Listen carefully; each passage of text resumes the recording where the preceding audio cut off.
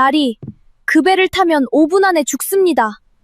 나루터에선 뱃사공 아이가 낯선 선비의 소매자락을 덥석 붙들었습니다. 곧 떠날 나룻배 한 척, 배전에는 이미 사람들이 올라 삿대질을 기다리고 있었지요. 선비의 눈이 흔들렸습니다. 저 배를 탈 것인가? 이 남루한 아이의 말을 믿을 것인가? 그런데 이 작은 소동이 온 나라를 뒤흔들 큰일의 시작이 될 줄은 그 자리에 누구도 짐작하지 못했습니다. 월화야담의 이야기가 계속될 수 있도록 구독과 좋아요로 응원의 마음을 보태주세요. 자, 그럼 오늘도 감동적인 옛날 이야기 지금 바로 시작합니다. 옛날 옛적 굽이굽이 흐르는 큰 강을 낀 나루터 마을이 있었습니다. 강은 위로는 첩첩산 중에서 흘러내려 아래로는 너른 들판을 적시고 그 물길을 따라 온갖 배가 오르내렸지요. 소금을 실은 배에, 곡식을 실은 배에, 사람을 건네주는 나룻배까지 강은 이 마을 사람들의 밥줄이었습니다. 그 강가에 두매라는 아이가 살고 있었습니다. 나이는 이제 겨우 12. 볕에 그을려 얼굴은 새까맸고 몸은 마른 갈대처럼 가늘었지요. 하지만 그 새까만 얼굴 가운데 박힌 두 눈만은 유난히 맑고 총명했습니다. 두매는 아침이면 걷어올린 잠방이 차림으로 맨발로 강가에 나와 늙은 뱃사공 모래를 도와 삿대를 잡았습니다. 모래는 이 나루터에서 40년 넘게 배를 저어온 노인이었지요. 등은 활처럼 굽었고 손은 굳은 살이 겹겹이 박여 나무 껍질 같았지요. 낡은 삿갓에 물 젖은 배잠방이를 걸친 그 모습은 강물과 함께 늙어온 사람 그 자체였습니다. 모래에게는 자식도 없고 부치도 없었습니다. 오직 두매 하나가 곁에 있을 뿐이었지요. 두매가 모래의 손에 자란 지도 어느덧 12해였습니다. 마을 사람들은 두매가 모래의 손자인 줄로만 알았습니다. 모래도 굳이 아니라 하지 않았지요. 하지만 두매가 어디서 왔는지, 그 부모가 누구인지 모래는 단 한 번도 입에 올린 적이 없었습니다. 할아범, 오늘 물이 좀 이상해요. 두매가 강물에 손을 담그며 말했습니다. 손끝에 닿는 물살의 결이 어제와 조금 달랐던 것이지요. 위쪽에서 비가 왔나 봐요. 아니, 그것도 아니고 뭐랄까, 물이 좀 줄었어요. 모래는 삿대질을 멈추고 두매를 돌아보았습니다. 늙은 눈에 언뜻 그늘이 스쳤지요. 두매야, 예, 그런 소리 함부로 입에 담지 말라 하지 않았느냐. 모래의 목소리는 낮고 무거웠습니다. 두매는 입을 삐죽였습니다. 이 할아범은 늘 그랬으니까요. 두매가 물에 대해 무언가를 알아챌 때마다 모래는 반가워하기는커녕 사색이 되어 그 입을 막았습니다. 두매에게는 남다른 재주가 하나 있었습니다. 물속에 손을 넣으면 남들은 듣지 못하는 소리가 들렸던 것이지요. 물살이 바위를 감아 도는 소리, 깊은 곳과 얕은 곳이 다르게 우는 소리, 배 밑창을 스치는 물이 어디서 새는지 알려주는 소리. 두매에게 강물은 그저 흐르기만 하는 것이 아니라 온갖 이야기를 속삭이는 존재였습니다. 마을 사람들은 이 재주를 신기해했습니다. 두매야, 오늘 고기가 어디 몰렸는지 좀 봐다오. 두매야, 우리 집 배가 요새 물이 새는 것 같은데 어디가 탈이 났나 봐 줄 수 있겠니? 두매는 강물에 손을 넣고 가만히 귀를 기울인 뒤 척척 알아맞혔습니다. 고깃대가 몰린 여울목을 짚어주고 배 밑창 어느 판자가 갈라졌는지 손가락으로 가리켜 주었지요. 그럴 때마다 사람들은 혀를 내둘렀습니다. 한 번은 이런 일도 있었습니다. 마을에서 제일 큰 소금 배가 강을 건너려던 참이었지요.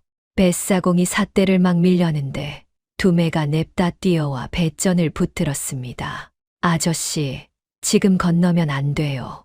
오른쪽 밑창에서 물이 울어요. 이 녀석아, 멀쩡한 배를 두고 무슨 소리냐.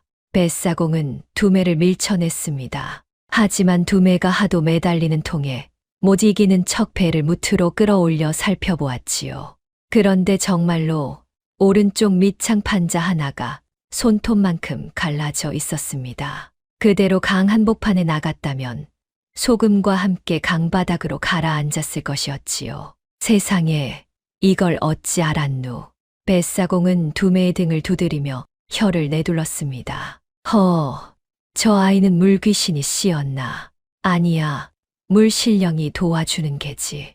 하지만 모래만은 달랐습니다. 두매가 그 재주를 뽐낼 때마다 모래의 얼굴은 하얗게 질렸습니다. 낯선 사람이 강가에 나타나기라도 하면 모래는 두매를 얼른 배 뒤로 숨기고 그 입을 손으로 틀어 막았지요. 하라범은 왜 그래요? 다들 좋아하는데. 두매가 볼멘 소리를 하면 모래는 언제나 같은 말을 했습니다. 세상에는 말이다. 재주가 복이 아니라 화가 되는 수가 있느니라. 내 그 소리 아무 데서나 함부로 자랑하지 말거라. 알겠느냐? 두매는 그 말뜻을 알지 못했습니다. 그저 겁 많은 하라범의 잔소리려니 여겼지요. 물에 손을 넣으면 소리가 들리는 것이 어째서 화가 된다는 말입니까? 사람을 살리면 살렸지. 해칠 재주는 아니지 않습니까? 그날도 두매는 툴툴거리며 삿대를 저었습니다. 하지만 마음 한구석에서는 아까 손끝에 닿았던 그 물살의 느낌이 자꾸 걸렸습니다. 물이 줄었다. 분명히 줄었다. 위쪽 어딘가에서 누군가 물기를 막고 있는 것만 같았습니다. 하지만 그게 무슨 뜻인지 12살 두매로서는 알 도리가 없었지요. 해가 뉘엿뉘엿 기울 무렵 두매는 모래를 따라 강가 오두막으로 돌아왔습니다. 다 쓰러져 가는 흙벽의 지프로 인 지붕, 방이라고는 한 칸뿐인 초라한 집이었지요. 그래도 두매에게는 세상에 하나뿐인 보금자리였습니다. 오두막 앞에는 두매가 손수 심은 물버들 한 그루가 서 있었습니다. 봄이면 연두빛 잎을 늘어뜨리고 여름이면 시원한 그늘을 들이우는 나무였지요.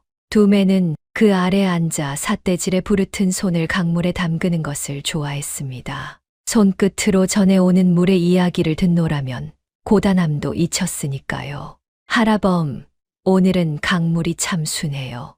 꼭 자장가 부르는 것 같아요. 두매가 나무 아래서 제잘거리면 모래는 대꾸 없이 그 물을 손질하면서도 입가에 옅은 웃음을 지었습니다. 두매의 제잘거림은 이 늙은 뱃사공의 적적한 살림의 유일한 소리였지요. 두매가 없었다면 모래의 오두막은 강물 소리 말고는 아무 소리도 나지 않는 무덤 같았을 것입니다. 모래는 아궁이에 불을 지피고 시래기 한 줌을 넣어 멀건 죽을 끓였습니다. 두매는 배가 고팠지만 모래가 먼저 뜨기를 기다렸습니다. 그런데 모래는 자기 몫을 반쯤 덜어 두매의 그릇에 부어주었지요. 하라범은요? 나는 늙어서 많이 먹으면 배탈이 난다. 어서 먹어라. 두매는 그것이 거짓말인 줄 알았습니다. 모래는 늘 자기 밥을 덜어 두매를 먹였으니까요.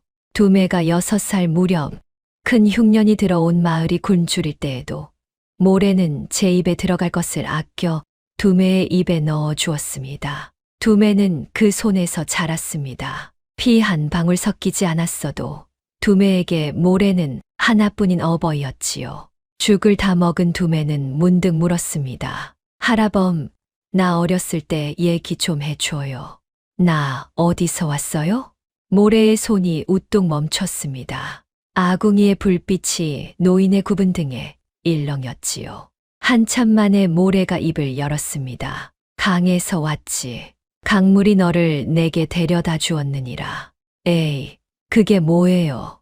사람이 어떻게 강에서 와요? 두매는 웃었지만 모래는 웃지 않았습니다. 그 눈에는 두매가 알 수 없는 슬픔과 두려움이 뒤엉켜 있었지요. 모래는 무언가를 말하려다 삼키고 또 삼키다가 결국 아무 말도 하지 않았습니다. 그저 낡은 반다지 깊숙이 감춰둔 무언가를 흘끗 돌아볼 뿐이었지요. 그 안에는 두매가 강보에 쌓여왔을 때 함께 있었던 삼배의 조각 하나가 잠들어 있었습니다. 물길이 굽이치는 모양이 곱게 수놓인 낡고 빛바랜 천 조각이었습니다. 하지만 그날 밤 모래는 그것을 꺼내지 않았지요. 두매가 알기에는 아직 너무 이르다고 여겼던 것이지요. 아니, 어쩌면 영영 몰라도 좋겠다고, 그렇게 무사히만 자라준다면 그것으로 족하다고 늙은 뱃사공은 빌고 또 빌었는지도 모릅니다. 두매가 잠자리에 들기 전 모래는 오랜만에 두매를 곁에 앉히고 나직이 일렀습니다. 아궁이 불빛에 노인의 주름진 얼굴이 붉게 물들었지요. 두매야, 이 할아범이 하는 말 잘 들어두어라. 예, 할아범. 세상 사람들은 눈에 보이는 것만 믿는다. 귀에 들리는 것만 안다고 여기지. 허나 세상에는 말이다, 아무도 못 듣는 소리가 있어. 그 소리를 듣는 자가 있고, 두매는 무슨 뜻인지 몰라 눈만 껌뻑였습니다. 세상이 듣지 못하는 소리를 듣는 자가 세상이 보지 못하는 화를 막느니라. 하지만 그런 자는 늘 외롭고 때로는 미움을 받는단다. 아무도 그 말을 믿어주지 않으니까 저는 다들 믿어주는데요. 두매가 배시시 웃었습니다. 모래는 그 순진한 얼굴을 물끄러미 바라보다 굳은 살 박인 손으로 아이의 머리를 쓸어 주었지요. 두매는 그저 할아범이 또 어려운 소리를 한다고만 생각했습니다. 그 말이 제 앞날에 어떤 무게로 되돌아올지는 그때는 알지 못했습니다. 밤이 깊어 두매가 잠들자 모래는 홀로 마당에 나와 앉았지요. 강물 소리가 어둠 속에서 나직이 들려왔지요. 모래는 그 소리를 들으며 12년 전에 어느 끔찍했던 밤을 떠올렸습니다. 물이 마을을 삼키고 한 집안이 통째로 사라지던 밤. 그 아수라장 속에서 강보에 쌓인 갓난아이 하나를 건져 낸 밤을, 그 소리를 듣는 제주가 결국 그 아이를 살릴지 또 죽일지. 모래는 늙은 손으로 얼굴을 쓸어내렸습니다. 두매가 물소리를 알아챌 때마다 그가 사색이 되는 까닭이 바로 거기에 있었습니다. 그 제주야말로 12년 전 한 집안을 몰살로 몰아넣은 화근이었으니까요.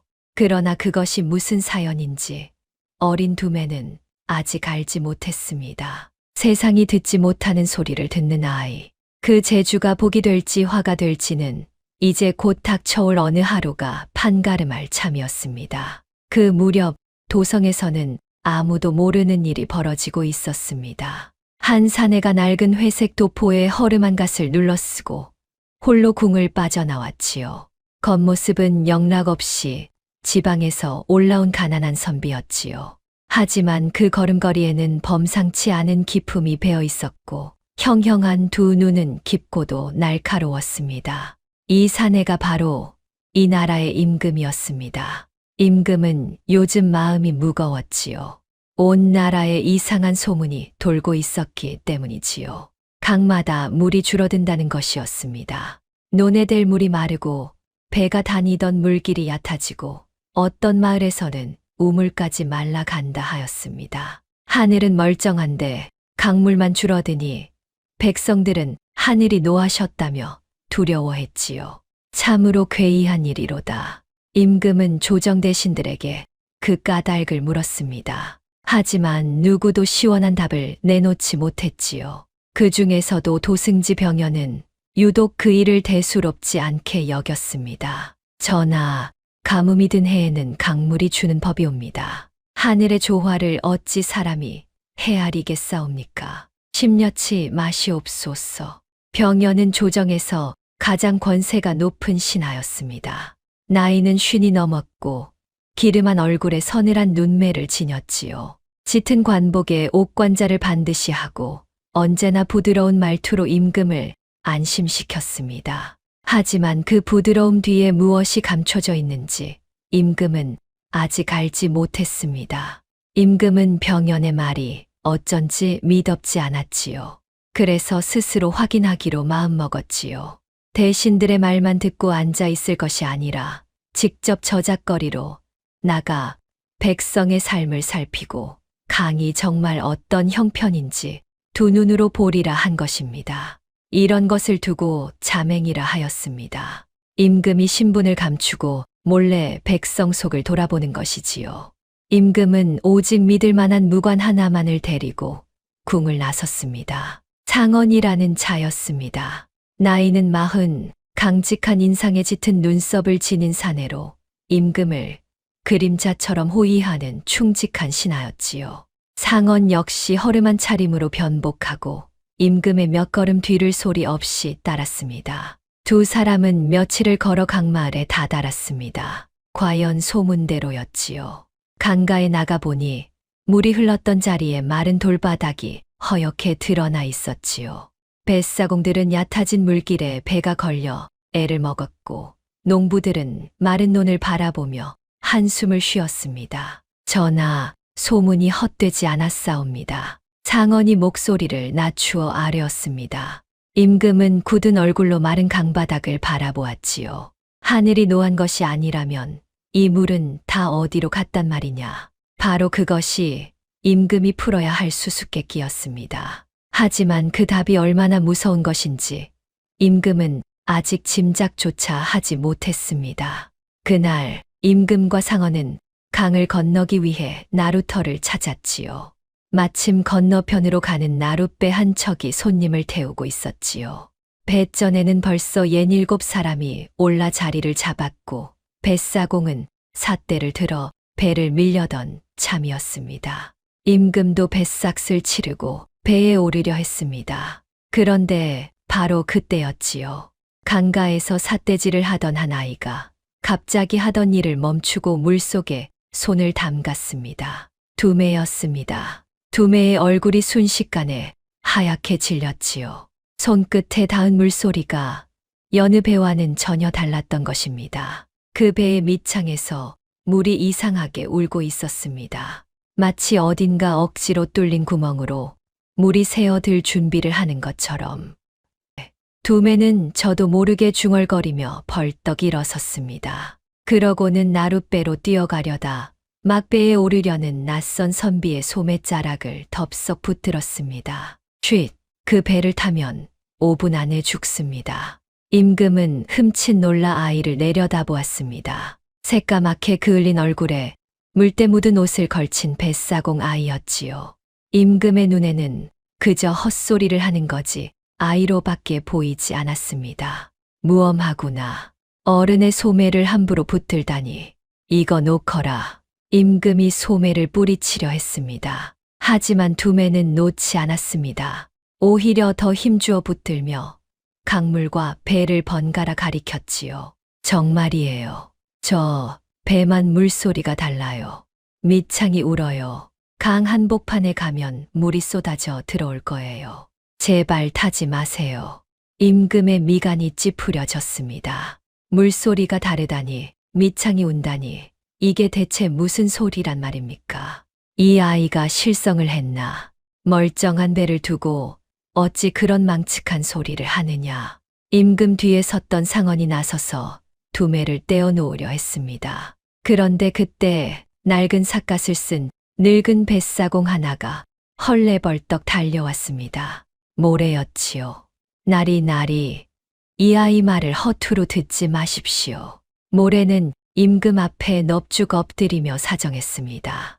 이 아이가 하는 말은 여태 한 번도 틀린 적이 없습니다요. 물이 새는 배를 짚어내고 갈라진 밑창을 알아맞히고 이 아이가 타지 말라 하면 정말로 타지 않는 것이 좋습니다. 부디 목숨을 아끼십시오. 늙은 뱃사공의 간절한 얼굴에 임금의 마음이 잠시 흔들렸습니다. 임금은 다시 두매를 내려다보았지요. 아이의 새까만 눈에는 거짓이라고는 찾아볼 수 없었습니다. 오직 낯선 이의 목숨을 걱정하는 순수한 두려움만이 가득했지요. 임금은 망설였습니다. 저 배를 탈 것인가? 이 아이의 말을 믿을 것인가? 배에 이미 오른 사람들이 어서 오라 손짓하고 뱃사공은 재촉하는데 남루한 아이 하나가 소매를 붙들고 놓지 않으니 참으로 난감한 노릇이었습니다. 내 이름이 무엇이냐? 임금이 물었습니다. 두매라고 하옵니다. 두매야, 내 눈에는 대체 무엇이 보이기에 그런 소리를 하는 것이냐? 두매는 고개를 저었습니다. 보이는 게 아니에요. 들리는 거예요. 저 배만 물이 우는 소리가 달라요. 들린다는 말에 임금은 반신반의했습니다. 물이 운다는 것이 무슨 소리인지 임금으로서는 도무지 알 수 없었으니까요. 하지만 아이의 눈빛과 늙은 뱃사공의 간절함이 임금의 발을 자꾸만 붙들었습니다. 바로 그때 뱃사공이 마지막으로 소리쳤습니다. 자, 이제 떠납니다. 더 타실 분 안 계십니까? 임금은 마침내 결심했습니다. 슬며시 뒷걸음질을 쳐서 나루터를 벗어난 것입니다. 그만두겠네. 다음 배를 타지. 임금의 말에 상언이 의아한 얼굴로 돌아보았습니다. 하지만 임금은 조용히 언덕 쪽으로 걸음을 옮겼지요. 두매는 그제야 소매를 놓고 안도의 한숨을 내쉬었습니다. 나룻배는 손님들을 태운 채 강 위로 미끄러져 나갔습니다. 사대가 물살을 가르고 배는 점점 강 한복판으로 나아갔지요. 임금은 언덕 위에서 그 배를 바라보았습니다. 아무 일도 일어나지 않는다면 저 아이는 그저 실없는 거지 아이일 뿐일 것이었습니다. 그런데 강 한복판에 이르렀을 때였습니다. 배가 갑자기 한쪽으로 기우뚱하더니 배전에서 비명이 터져 나왔습니다. 밑창으로 물이 콸콸 쏟아져 들어오기 시작한 것입니다. 사람들이 아우성치며 이리 뛰고 저리 뛰었지만 배는 순식간에 물을 먹고 강물 속으로 가라앉기 시작했습니다. 임금의 등골이 오싹해졌습니다. 저 아이가 아니었다면 임금은 제 소매를 내려다보았습니다. 방금 전까지 두매가 붙들고 놓지 않았던 그 소매를. 만약 저 배에 올랐다면 지금 저 물속에서 허우적거리는 것은 다름 아닌 자기 자신이었을 것입니다. 임금은 온몸에 소름이 돋는 것을 느꼈습니다. 다행히 강가에 있던 사람들이 급히 다른 배를 몰아 물에 빠진 이들을 하나씩 건져냈습니다. 크게 다친 이는 없었지만 하마터면 큰 참사가 날 뻔한 일이었지요. 사람들은 가라앉은 배를 바라보며 가슴을 쓸어내렸습니다. 한나절이 지나 사람들은 밧줄을 걸어 가라앉은 배를 무트로 끌어올렸습니다. 상어는 무관답게 그 밑창을 유심히 살펴보았지요. 그런데 무언가 이상했습니다. 배가 오래되어 저절로 삭은 것이 아니었습니다. 밑창 한가운데 누군가 끓이나 송곳 같은 것으로 판자를 얇게 파낸 자국이 또렷이 남아 있었던 것입니다. 겉에서는 멀쩡해 보이도록 얇은 나무 조각으로 덧대어 놓았는데 물에 불면 그 조각이 떨어져 나가 구멍이 뚫리도록 손을 써 둔 것이었지요. 상언의 얼굴이 굳었습니다. 이것은 사고가 아니었습니다. 누군가 일부러 이 배가 강 한복판에서 가라앉도록 만들어 놓은 것이었지요. 전하, 상언은 임금에게 다가가 목소리를 낮추어 아뢰었습니다. 이 배는 저절로 가라앉은 것이 아니옵니다. 사람의 손이 닿았사옵니다. 임금의 눈빛이 서늘해졌습니다. 사람의 손이라니. 그렇다면 이것은 누군가를 노린 짓이란 말입니까? 그런데 마침 이 배에 오르려던 사람 중에는 신분을 감춘 임금 자신이 있었습니다. 임금의 자맹을 아는 자능궁 안에서도 손에 꼽을 만큼 적었지요. 그 적은 사람 중 누군가가 이 일을 꾸몄단 말입니까? 임금은 서늘한 강바람 속에서 한 가지 무서운 생각에 이르렀습니다. 하지만 그것을 입 밖에 내지는 않았습니다. 아직은 증거가 없었고 섣불리 움직였다가는 오히려 화를 부를 것이었으니까요. 임금은 다만 그 자국을 눈에 깊이 새겨두었습니다. 임금은 천천히 두매에게 다가갔습니다. 두매는 강물에 빠진 사람들이 무사히 구조되는 것을 지켜보다가 다가오는 임금을 올려다보았지요. 임금은 한참 동안 말없이 그 아이를 바라보았습니다. 그러고는 조용히 그러나 진심을 담아 물었습니다. 너는 정말로 그 소리가 들리느냐? 두매는 고개를 끄덕였습니다. 예, 물은 다 다르게 울어요. 아픈 배는 아프게 울어요. 임금은 그 말을 오래도록 곱씹었습니다. 아픈 배는 아프게 운다. 세상 어느 대신도 어느 학자도 하지 못한 말이었지요.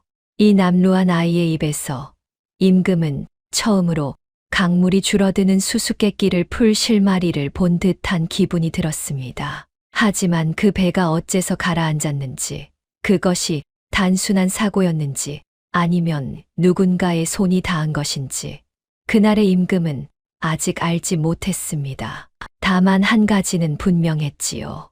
이 아이를 그냥 두고 떠날 수는 없다는 것이었지요. 그날 밤 임금과 상어는 강마을의 낡은 주막에 묵었습니다. 임금은 도무지 잠을 이룰 수 없었습니다. 낮에 본 그 아이의 얼굴과 가라앉던 배와 밑창에 남은 사람의 손자국이 자꾸만 눈앞에 어른거렸기 때문이지요. 상어나 그 아이 말이다. 예, 전하. 물소리를 듣는다 하였지. 아픈 배는 아프게 운다고. 임금은 등잔불을 바라보며 나지게 말했습니다. 강물이 줄어드는 까닭을 어쩌면 저 아이가 알고 있을지도 모르겠구나. 상어는 조심스레 아뢰었습니다. 허나 전하, 한낱 뱃사공 아이가 어찌 그런 큰일을 알겠사옵니까? 그저 물에 밝은 아이일 뿐이온데 그 한낱 뱃사공 아이가 오늘 과인의 목숨을 구했다. 임금의 말에 상어는 입을 다물었습니다. 임금의 말이 옳았습니다. 조정의 그 어떤 대신도 하지 못한 일을 오늘 저 남루한 아이가 해낸 것이었지요. 내일 다시 그 아이를 만나보아야겠다. 그날 밤 임금은 좀처럼 잠들지 못하고 오래도록 등잔불을 바라보았습니다. 조정으로 돌아가면 대신들은 여전히 강물이 하늘에 조화라 우길 것이었습니다. 특히 도승지 병연은 늘 부드러운 말로 임금을 안심시키며 이 일을 덮으려 하겠지요. 하지만 임금의 마음속에서는 이상한 의심이 점점 자라나고 있었습니다. 나룻배의 손자국, 줄어드는 강물, 마르는 우물, 이 모든 것이 하나의 실로 이어져 있다면 그 실을 쥔 자는 대체 누구란 말인가? 상어나 조정에서 강물 이야기를 가장 대수롭지 않게 여기는 자가 누구였더냐? 도승지 병연 대감이옵니다. 늘 하늘의 조화라 하시며 임금은 말없이 고개를 끄덕였습니다. 아직은 아무 증거도 없었지요. 하지만 임금은 이 일을 끝까지 파헤치리라 마음먹었습니다. 그리고 그 열쇠가 저 강가의 어린 뱃사공에게 있음을 직감했지요. 이튿날 아침 임금은 다시 강가로 나갔습니다. 두매는 여느 때처럼 모래를 도와 삿대질을 하고 있었지요. 임금이 다가가자 두매는 반갑게 인사했습니다. 어제 그날이시네요. 무사하셨어요? 그래, 덕분이다. 임금은 두매 곁에 쭈그리고 앉았습니다. 그러고는 강물을 가리키며 물었지요. 두매야, 요즘 이 강물이 줄었다고들 하던데 너도 그리 느끼느냐? 두매는 눈을 반짝이며 고개를 끄덕였습니다. 네, 저도 그게 이상했어요. 비도 안 왔는데 물이 자꾸 줄어요.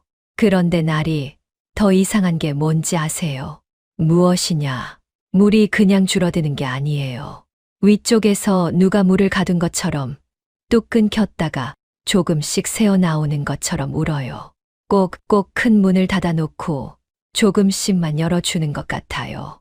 임금과 상어는 서로를 마주 보았습니다. 큰 문을 닫아놓고 조금씩만 열어준다. 그것은 곧 누군가 상류에서 물길을 막고 있다는 뜻이 아닙니까? 하늘의 조화가 아니라 사람의 손이 강물을 가두고 있다는 뜻이었습니다. 임금의 가슴이 서늘하게 뛰었습니다. 하지만 두매는 그 말이 얼마나 무서운 것인지도 모른 채 그저 신기한 이야기를 하듯 제잘거릴 뿐이었지요.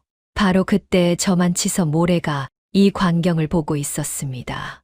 낯선 선비 둘이 두매에게 물에 관해 이것저것 캐묻는 모습에 모래의 얼굴이 대번에 하얗게 질렸습니다. 모래는 불이 나게 달려와 두매를 잡아 끌었지요. 두매야, 어서 이리 오너라. 손님들이 배를 기다리신다. 하라범, 잠깐만요. 이 나리가 물어보시는데. 어서. 모래는 임금에게 굽신 인사를 하고는 두매를 억지로 끌고 가 버렸습니다. 임금은 그 뒷모습을 물끄러미 바라보았지요. 늙은 뱃사공이 어찌 저리 겁을 내는가. 마치 무언가를 감추려는 사람처럼. 상어나 저 늙은이가 무언가를 알고 있는 듯하구나. 임금의 육감은 틀리지 않았습니다. 모래는 오두막으로 두매를 끌고 와서는 여느 때보다 더 엄한 얼굴로 다그쳤지요. 두매야, 그 물소리 이야기 낯선 사람에게 함부로 하지 말라. 그토록 일렀거늘 어찌 그리 말을 안 듣느냐. 하라범, 그나리들은 나쁜 사람 같지 않았어요. 그냥 강물이 왜 주는지 궁금해 하시던데 바로 그것이 위험하다는 게야. 모래의 목소리가 떨렸습니다. 두매는 하라범이 이토록 화를 내는 까닭을 알 수 없어 어리둥절했지요. 모래는 한참을 씩씩거리다 이내 힘없이 주저앉으며 중얼거렸습니다. 물이 줄어드는 까닭을 아는 자는 살아남지 못한다. 이 하라범이 그걸 두 눈으로 봤어. 예, 그게 무슨 말이에요? 두매가 물었지만 모래는 더는 입을 열지 않았습니다. 그저 두매를 꼭 끌어안고 굳은 살 박인 손으로 아이의 등을 쓸어내릴 뿐이었지요. 두매는 하라범의 품에서 그 손이 가늘게 떨리고 있음을 느꼈습니다. 그날 이후 임금은 강마을에 며칠을 더 머물렀습니다. 겉으로는 그저 지방을 돌아보는 선비 행세를 했지만 실은 두매를 눈여겨보기 위함이었지요. 그리고 그 며칠 동안 임금은 두매의 재주가 결코 헛된 것이 아님을 몇 번이고 확인하게 되었습니다. 하루는 이런 일이 있었습니다. 마을 아이 하나가 강가에서 놀다가 그만 물에 빠지고 말았지요. 물살이 새어 아이는 순식간에 떠내려갔지요. 어른들이 발을 동동 굴렀지만 물살이 어디로 흐르는지 알 수 없어 함부로 뛰어들지 못했습니다. 그때 두매가 강물에 손을 넣더니 한 곳을 가리켰습니다. 저기에요. 물살이 저 바위 뒤로 돌아 들어가요. 아이가 저기 걸려 있을 거예요. 과연 어른들이 그곳으로 가보니 물에 빠진 아이가 바위 뒤 웅덩이에 걸려 허우적거리고 있었습니다. 덕분에 아이는 목숨을 건졌지요. 마을 사람들은 두매를 둘러싸고 칭찬을 아끼지 않았습니다. 또 하루는 큰 비가 오기도 전에 두매가 이렇게 말했습니다. 하라범, 오늘 밤에 물이 크게 불겠어요. 위쪽 물소리가 사나워졌어요. 배들을 높은 데로 올려두는 게 좋겠어요. 사람들은 반신반의하면서도 두매의 말을 따라 배를 높은 곳으로 끌어올렸습니다. 그런데 정말로 그날 밤 상류에서 큰 물이 내려와 강이 넘쳤지요. 만약 배를 그대로 두었다면 모두 떠내려갔을 것이었습니다. 이 일로 두매를 미덥잖게 여기던 사람들까지도 이제는 두매의 말이라면 무엇이든 믿게 되었습니다. 임금은 이 모든 것을 곁에서 지켜보았지요. 그리고 마음속으로 감탄하지 않을 수 없었지요. 저 아이의 재주는 진짜다. 저 아이라면 이 강물의 수수께끼를 풀 수 있을지도 모른다. 아니, 어쩌면 저 아이야말로 이 나라를 뒤흔들 어떤 음모의 실마리를 쥐고 있는지도 모른다. 그날 저녁, 임금은 모래의 오두막을 찾았습니다. 그러고는 정중히 뜻을 밝혔지요. 노인장, 이 아이를 얼마간 내게 맡겨주시겠소. 도성에 데려가 이 아이의 재주를 요긴하게 쓰고 싶소이다. 물론 후하게 살해하리다. 모래의 얼굴이 새하얗게 질렸습니다. 모래는 손사래를 치며 물러섰지요. 아니 됩니다. 나리, 이 아이는 그저 미욱한 뱃사공일 뿐입니다요. 도성 같은 큰 데에 갈 아이가 못 됩니다. 부디 그냥 두고 가십시오. 노인장, 나는 이 아이를 해칠 뜻이 조금도 없소. 오히려 이 아이의 재주가 수많은 사람을 살릴 수 있을 것이요. 바로 그 재주가 화근입니다요. 모래가 저도 모르게 목소리를 높였습니다. 그러고는 아차 하는 얼굴로 입을 다물었지요. 임금은 그 말을 놓치지 않았습니다. 화근이라, 어찌하여 그 재주가 화근이란 말이요. 노인장은 무언가를 알고 계신 게로군. 모래는 대답하지 못했습니다. 그저 두매를 제 뒤로 감추며 늙은 몸으로 방문을 가로막을 뿐이었지요. 두매는 그런 하라범의 모습에 가슴이 미어졌습니다. 하라범이 왜 저토록 자신을 지키려 하는지 그 까닭을 알 수 없었으니까요. 하라범, 나 도성에 가고 싶어요. 두매가 조심스레 입을 열었습니다. 저 나리는 좋은 분 같아요. 그리고 저는 제 재주로 사람들을 돕고 싶어요. 물이 왜 줄어드는지도 알아내고 싶고요. 두매야, 하라범, 언제까지 저를 숨기고만 사실 거예요. 저는 이제 어린애가 아니에요. 모래는 두매의 눈을 바라보았습니다. 어느새 이렇게 자랐는가. 강보에 쌓여 강물에 떠내려오던 갓난아이가 이제는 제 뜻을 세우고 세상으로 나아가려 하는구나. 모래의 눈에 눈물이 그렁그렁 맺혔습니다. 막을 수 없다는 것을 늙은 뱃사공은 알았습니다. 그러나 그 앞에 어떤 화가 기다리고 있는지도 그는 알고 있었지요. 한편 저 멀리 도성에서는 병연이 은밀히 사람을 불러들이고 있었습니다. 어둑한 방 안, 병연 앞에 검은 옷을 입은 사내 하나가 무릎을 꿇고 있었지요. 지난번 나룻배에 손을 쓴 자였습니다. 이를 그르쳤다 하였느냐. 병연의 목소리는 얼음장처럼 차가웠습니다. 송구하옵니다. 대감, 밑창에 분명 손을 써 두었는데 어인일인지 그자가 배에 오르지 않았사옵니다. 웬 뱃사공 아이가 나타나 소매자락을 붙들고 말리는 통에 뱃사공 아이? 병연의 눈썹이 꿈틀했습니다. 예, 물소리를 듣는다는 괴이한 아이였사옵니다. 그 아이가 배가 가라앉을 것을 미리 알아채고 병연은 잠시 말이 없었습니다. 서늘한 눈매가 더욱 가늘어졌지요. 물소리를 듣는 아이라 12년 전 그가 지워버린 한 집안이 떠올랐습니다. 강줄기를 재고 물기를 다스리던 바로 그 집안 사람들도 물소리를 듣는다 하였지요. 병연의 등줄기에 서늘한 기운이 스쳤습니다. 설마 그때 그 씨가 남아있단 말인가? 그 아이가 지금 어디 있느냐? 강마을에 있사옵니다. 헌데 대감, 요 며칠 웬 선비 둘이 그 아이 곁에 붙어 강물이 어떠니 캐묻고 다닌다 하옵니다. 병연의 얼굴이 굳었습니다. 선비 둘이라. 그중 하나가 혹궁을 빠져나온 그자가 아닐까. 그렇다면 일이 더욱 성가시게 되었습니다.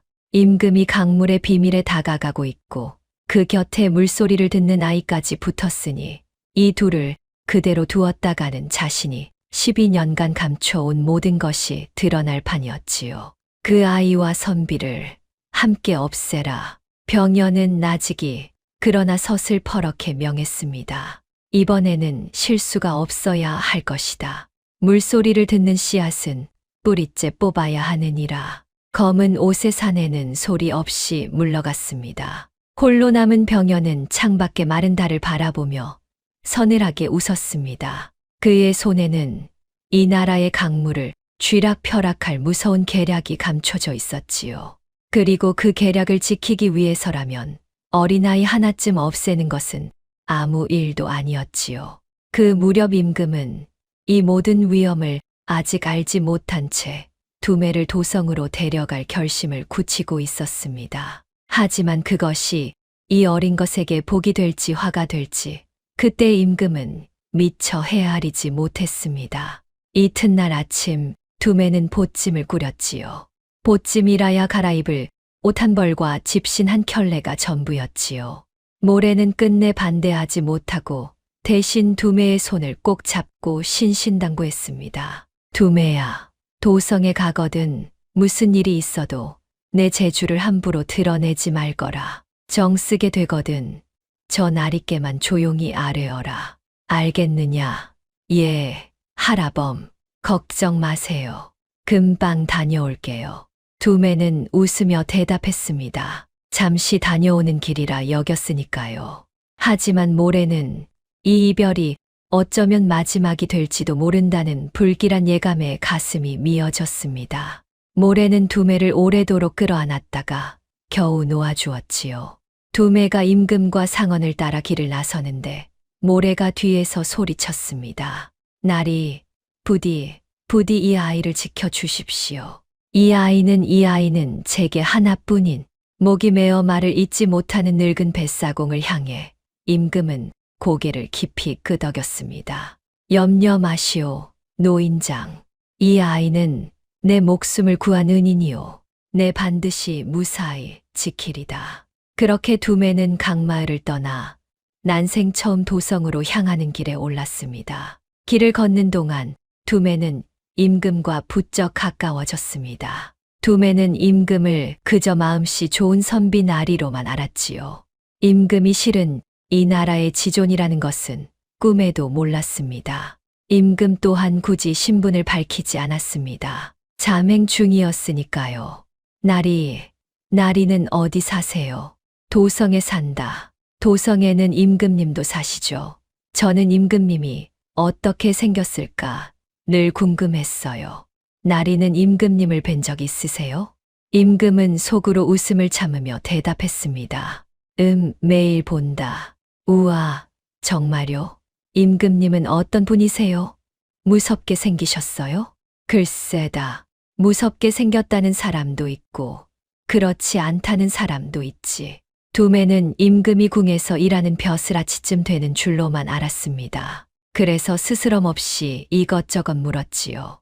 임금은 그런 두매가 싫지 않았습니다. 아니, 오히려 즐거웠습니다. 궁에서는 누구도 임금에게 이렇게 스스럼 없이 굴지 못했으니까요. 모두가 임금 앞에서 몸을 조아리고 말을 삼갔습니다. 하지만 두매는 임금을 그저 한 사람의 어른으로 대했고 임금은 그것이 참으로 오랜만에 느껴보는 편안함이었습니다. 나리, 이거 드세요. 아까 주막 아주머니가 주신 거예요.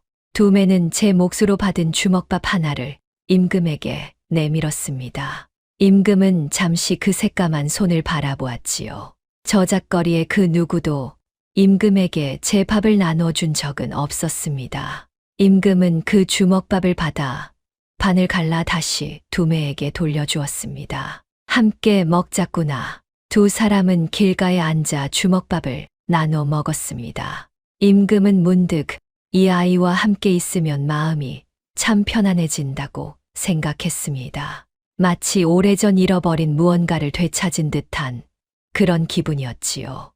나리, 왜 그러느냐? 나리는 자식이 있으세요? 임금은 잠시 말이 없었습니다. 임금에게는 아직 자식이 없었지요. 왕후를 여의고 오래도록 홀로 지내온 터라 궁 안은 늘 적적하기만 했습니다. 없다. 그럼 외롭겠어요. 저도 부모님이 없거든요. 할아범이랑 둘이 살아요. 그래도 할아범이 있어서 안 외로워요. 나리도 누가 곁에 있으면 안 외로울 텐데. 임금은 그 말에 가슴 한 구석이 뭉클해졌습니다. 이 어린 것이 임금의 외로움을 이렇게 대번에 알아보는구나. 임금은 두매의 머리를 쓰다듬으며 웃었습니다. 그래, 내 말이 맞다. 곁에 누가 있으면 외롭지 않지. 그날 이후 임금은 두매를 볼 때마다 이상하게 마음이 놓였습니다. 이 아이를 지켜주고 싶다는 마음이 은인에 대한 보답을 넘어 점점 더 깊어져 갔지요. 하지만 임금은 아직 몰랐습니다. 이 아이와 자신 사이에 12년 전으로 거슬러 올라가는 어떤 깊은 인연의 실이 이어져 있음을. 며칠을 걸어 마침내 도성에 다다랐습니다. 두매는 난생 처음 보는 큰 거리와 높은 기와집들, 오가는 수많은 사람들의 입을 다물지 못했습니다. 우와, 여기가 도성이에요. 사람이 이렇게 많아요? 두매는 임금의 소매를 붙들고 두리번거렸습니다. 임금은 두매를 우선 상언의 집에 머물게 했습니다. 궁으로 데려가기에는 아직 이르다고 여겼기 때문이지요. 무언가 위험한 음모가 도사리고 있는 이상 두매를 함부로 궁에 들였다가는 오히려 화를 부를 수 있었습니다. 두매야, 너는 당분간 이 집에 머물러라. 상언이 너를 돌봐줄 것이다. 나는 볼 일이 있어 며칠 다녀와야 한다. 네, 나리, 조심히 다녀오세요. 임금은 두매를 상언에게 맡기고 홀로 궁으로 돌아갔습니다. 궁에 든 임금은 아무 일도 없었던 듯 태연히 정사를 돌보았지요. 하지만 속으로는 그 밑창의 손자국과 강물의 수수께끼를 파헤칠 방도를 골똘히 궁리하고 있었습니다. 한편 상언의 집에 머물게 된 두매는 상언과도 차츰 정이 들었습니다. 상언은 겉으로는 무뚝뚝했지만 속은 따뜻한 사람이었지요. 두매가 낯선 도성에서 외로워할까봐 상언은 틈틈이 두매를 데리고 저작거리를 구경시켜 주었습니다. 아저씨, 저건 뭐예요?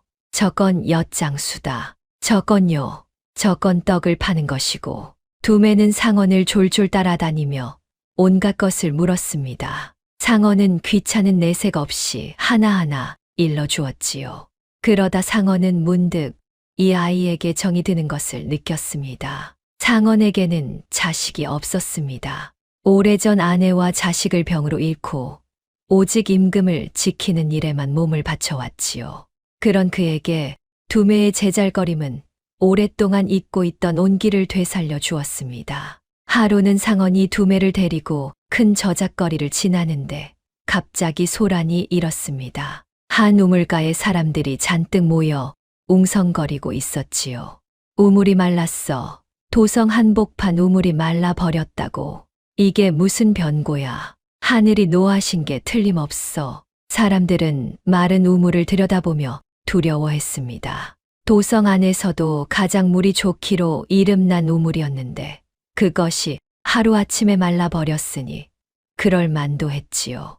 두매는 사람들 틈을 비집고 우물가로 다가갔습니다. 그러고는 우물 안으로 손을 뻗어 바닥에 남은 축축한 흙의 손끝을 대보았지요. 두매의 눈이 커졌습니다. 이 우물, 물이 마른 게 아니에요. 두매가 말했습니다. 사람들이 두매를 돌아보았지요. 뭐라고? 이 꼬맹이가 무슨 소리야. 물길이 막힌 거예요. 이 우물은 땅속 깊은 물줄기랑 이어져 있는데 그 물줄기가 저 위쪽 어딘가에서 막혔어요. 물이 안 내려오는 거예요. 상언의 얼굴이 굳었습니다. 물줄기가 위에서 막혔다. 그것은 곧 강물이 줄어드는 것과 같은 까닭이 아닙니까? 도성의 우물마저 마르기 시작했다는 것은 그 음모가 이미 도성 코앞까지 뻗쳐 있다는 뜻이었지요. 두매야, 방금 그 말 다른 사람에게는 하지 말거라. 상언은 얼른 두매를 데리고 그 자리를 벗어났습니다. 두매는 영문을 몰라 어리둥절했지만 상언의 얼굴이 심상치 않아 입을 다물었지요. 그런데 며칠 뒤 두매의 재주가 또 한 번 빛을 발하는 일이 있었습니다. 상언의 이웃에 사는 한 노파가 며칠째 시름시름 앓고 있었습니다. 까닭인즉 집 앞 개울물을 떠다 마셨는데 그 뒤로 온 식구가 배앓이를 한다는 것이었지요. 마을 사람들은 그저 물이 상했나 보다 했습니다. 하지만 두매가 그 개울에 손을 담가 보더니 고개를 갸웃했습니다. 이 물 위쪽에서 뭔가 썩은 게 흘러들었어요. 소리가 탁해요.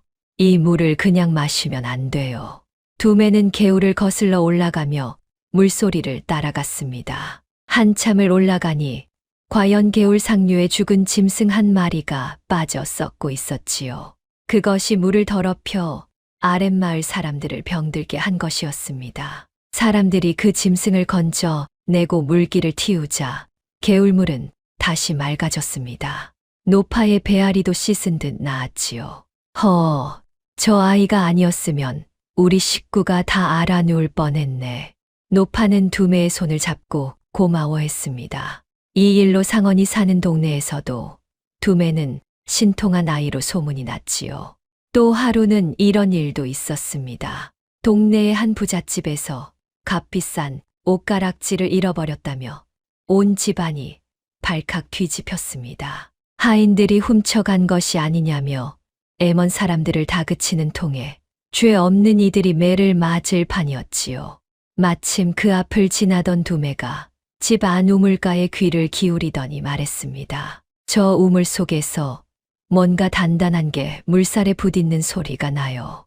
조그맣고 동그란 거예요. 사람들이 반신반의하며 우물을 퍼내보니 정말로 그 바닥에서 잃어버린 옷가락지가 나왔습니다. 알고 보니 우물가에서 물을 깃던 아씨가 실수로 빠뜨린 것이었지요. 덕분에 에먼하인들은 누명을 벗었고 부잣집 주인은 두메에게 후한 살해를 하려 했습니다. 하지만 두메는 사양했지요. 저는 그저 물소리를 들었을 뿐인걸요. 누명 쓴 사람들이 풀려났으면 됐어요. 그 말에 사람들은 두메의 착한 마음씨에 다시 한번 감탄했습니다. 두메는 이렇게 도성에서도 제 재주로 사람들을 돕고 억울한 이들을 구했지요. 두메는 사람들이 자신의 재주를 반가워하고 고마워하는 것이 좋았습니다. 강마을에서도 도성에서도 두메의 재주는 늘 사람을 살렸으니까요. 할아범은 이 재주가 화근이라 했지만 두메는 도무지 그 말을 이해할 수 없었습니다. 아저씨, 우리 할아범은 왜 자꾸 제 재주를 숨기라고 할까요? 이렇게 좋은 건데. 두메가 묻자 상어는 잠시 말이 없었습니다. 상언 역시 그 까닭을 짐작만 할 뿐 확실히는 알지 못했으니까요. 두메야, 세상에는 말이다. 남을 살리는 재주를 시기하고 두려워하는 자들도 있단다. 내 할아버지는 아마 그런 자들로부터 너를 지키고 싶으셨던 게지. 두메는 그 말을 곱씹었지만 여전히 잘 와닿지 않았습니다. 남을 살리는 재주를 두려워하는 자가 대체 누구란 말입니까? 하지만 두메는 곧 그 말이 무슨 뜻인지 뼈아프게 깨닫게 될 것이었습니다. 그날 밤 상어는 은밀히 임금에게 이 일을 아뢰었습니다. 임금의 얼굴이 어두워졌지요. 물길이 위에서 막혔다. 그 아이의 말이 맞다면 이는 결코 예사로운 일이 아니다. 누군가 이 나라의 물줄기를 통째로 소나귀에 쥐려 하고 있어. 임금은 이제 확신했습니다. 강물이 주는 것도 우물이 마르는 것도 그리고 자신을 노린 나룻배의 함정도 모두 하나의 실로 이어져 있다는 것을, 그 실을 쥐고 있는 자가 누구인지만 밝혀내면 이 모든 수수께끼가 풀릴 것이었습니다. 그리고 그 실마리를 쥔 아이가 바로 두메였지요. 하지만 임금이 미처 모르는 사이 병연의 그림자는 이미 두메의 코앞까지 다가와 있었습니다. 임금은 마침내 두메를 궁으로 불러들이기로 했습니다. 강물의 수수께끼를 풀려면 두메의 재주가 반드시 필요했기 때문이지요. 다만 임금은 두메를 정식으로 궁에 들이는 대신 은밀히 데려와 아무도 모르게 강줄기를 살피게 할 참이었습니다. 두메가 처음으로 궁에 발을 들이던 날, 두메는 그 웅장함에 그만 얼이 빠졌습니다. 하늘을 찌를 듯한 전각과 붉은 기둥과 금빛으로 빛나는 지붕이라니. 두메는 자기가 꿈을 꾸는 게 아닌가 싶었지요. 나리, 여기가 정말 궁이에요. 나 같은 게 여기 들어와도 돼요? 괜찮다. 내 곁에 있으면 아무도 너를 해치지 못한다. 궁 안을 걷던 두메는 문득 걸음을 멈추고 한쪽 담장 아래 땅에 손을 댔습니다. 나리, 여기 땅 속에 물이 흘러요. 아주 가느다란 물줄기가 저쪽으로 흐르고 있어요. 임금은 놀랐습니다. 그곳은 궁 안에 옛날에 묻어둔 수로가 지나는 자리였지요. 오래되어 아무도 그 위치를 모르던 것을 두메가 손끝 하나로 짚어낸 것이었습니다. 임금을 모시던 늙은 내관이 혀를 내둘렀습니다. 세상에 저 아이가 어찌 땅속 물길까지 안단 말입니까? 저 수로는 선왕 때 묻어둔 것으로 이제는 그 자리를 아는 이가 아무도 없사온데. 임금은 두메의 재주에 다시 한번 감탄했습니다. 이 아이라면 정말로 이 나라 강줄기의 비밀을 풀어낼 수 있겠구나. 임금은 두메를 데리고 궁 안 깊숙한 곳으로 들어갔습니다. 그곳에는 이 나라의 강줄기를 그린 커다란 지도가 펼쳐져 있었지요. 임금은 두메에게 그 지도를 보여주며 물었습니다. 두메야, 이것이 이 나라의 강줄기를 그린 그림이다. 내가 느낀 대로 물이 어디서 막혔는지 짚어볼 수 있겠느냐. 두메는 지도를 한참 들여다보았습니다. 하지만 두메는 그를 몰랐고 지도라는 것도 처음 보는 터라 선뜻 짚어내지 못했지요. 그러다 두메가 말했습니다. 나리, 저는 이 그림만 봐서는 잘 모르겠어요. 하지만 강에 직접 데려다 주시면 물소리를 듣고 어디서 막혔는지 찾아낼 수 있어요. 임금은 고개를 끄덕였습니다. 그날 밤, 임금은 두매를 곁에 앉히고 도란도란 이야기를 나누었습니다. 두매는 강마을 이야기며 하라범 이야기며 물소리 이야기를 제잘거렸지요. 임금은 그 이야기를 들으며 오랫동안 잊고 있던 웃음을 되찾았습니다. 나리는 참 좋은 분이에요. 꿍에 사는 벼슬아치들은 다 무섭다던데 나리는 하나도 안 무서워요. 두매가 배시시 웃으며 말하자 임금은 문득 이 아이에게 자신의 진짜 신분을 밝히고 싶은 충동을 느꼈습니다. 하지만 아직은 때가 아니었지요. 임금은 그저 두매의 머리를 쓰다듬으며 웃었습니다. 그래, 나는 내게는 언제까지나 무섭지 않은 사람이고 싶구나. 그리하여 임금은 며칠 뒤 두매를 데리고 다시 도성밖 강가로 나가기로 했지요. 하지만 그 계획은 이미 병연의 귀에 들어가 있었습니다. 궁 안에도 병연의 사람이 심어져 있었던 것입니다. 한편 병연은 임금이 웬 뱃사공 아이를 은밀히 궁에 들였다는 소식에 바짝 긴장했습니다. 그 아이가 물소리를 듣는다는 것도 강물의 비밀을 캐고 있다는 것도 병연에게는 견딜 수 없는 위협이었지요. 병연은 그 아이의 정체를 알아보기로 했습니다. 그리하여 은밀히 사람을 풀어 그 아이가 어디서 온 누구인지 캐게 했지요. 며칠 뒤 병연 앞에 소름 끼치는 보고가 올라왔습니다. 대감, 그 아이는 강마을의 늙은 뱃사공 밑에서 자란 아이인데 그 뱃사공이 아이를 강에서 주웠다 하옵니다. 12년 전 큰 물이 나던 해에 병연의 손이 부르르 떨렸습니다. 12년 전 큰 물이 나던 해, 그 해에 병연은 물길 조작을 눈치챈 한 집안을 통째로 물에 수장시켰습니다. 강줄기를 재고 물을 다스리던, 대대로 물소리를 듣는다던 그 집안을. 그런데 그 아수라장 속에서 갓난아이 하나가 살아남았단 말인가. 설마 그 집안의 씨가. 병연의 얼굴이 흉하게 일그러졌습니다. 만약 그 아이가 정말로 그 집안의 마지막 핏줄이라면 이는 결코 살려둘 수 없었습니다. 그 아이가 물소리를 듣고 강물의 비밀을 파헤치는 날, 12년 전 자신이 저지른 모든 죄악이 드러날 것이었으니까요. 이 아이는 반드시 없애야 한다. 임금이 강가로 데려가는 그날, 아예 둘 다 함께 묻어버리겠다. 병연은 무서운 계략을 세웠습니다. 임금이 두매를 데리고 강으로 나가는 날, 상류의 물막이를 한꺼번에 터뜨려 큰 물을 일으키기로 한 것입니다. 그리하여 임금과 두매를 물에 휩쓸리게 만들어 사고로 위장할 셈이었지요. 그러면 눈의 가시 같은 임금도 물소리를 듣는 아이도 한꺼번에 없앨 수 있었습니다. 드디어 그날이 왔습니다. 임금은 두매와 상언, 그리고 몇몇 호위를 데리고 도성 밖 강가로 나갔지요.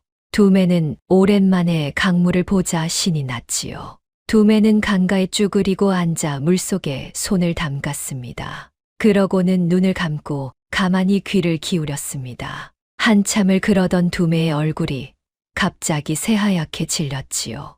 날이 큰일 났어요. 무슨 일이냐. 위쪽에서 물이 엄청나게 모이고 있어요. 누가 큰 물막이를 잔뜩 가둬놨다가 한꺼번에 터뜨리려는 것 같아요. 저 소리는 곧 큰 물이 쏟아진다는 소리예요. 임금과 상언의 얼굴이 굳었습니다. 바로 그때였습니다. 저 멀리 상류에서 우르릉 하는 무서운 소리가 들려오기 시작했지요. 땅이 울리고 강물이 심상치 않게 출렁이기 시작했지요.